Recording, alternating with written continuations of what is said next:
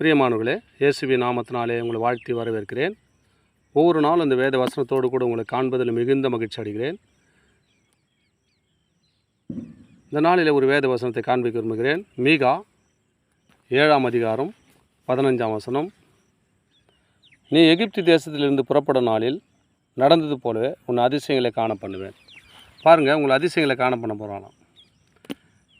எகிப்து தேசம், எகிப்து என்ன ஒரு அடிமைத்தனத்தில் இருக்கிற தேசம். அந்த அடிமைத்தனத்திலேருந்து உன்னை விடுவித்து ஆசீர்வாதத்துக்குள்ளே நடத்த போகிறாராம்.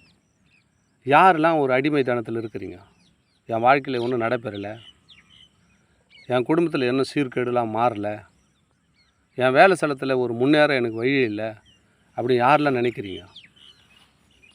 நீ எகிப்து தேசத்துலேருந்து உன்னை புறப்படின நாளிலே இஸ்ரேல் ஜனங்களை எகிப்து தேசத்துலேருந்து அடிமைத்தனத்திலேருந்து ஆண்டவருக்கு பாலும் தேனும் ஓடுகிற கானான் தேசம் அழைத்து வரும்போது அநேக வாதைகள் அநேக பிரச்சனை வரும்போது அந்த தடைகள் எல்லாம் முறித்து எங்கே கொண்டு வரார்னா பாலும் தேனுகிற ஓடுகிற இடத்துக்கு கானான் தேசம் கொண்டு வரார்.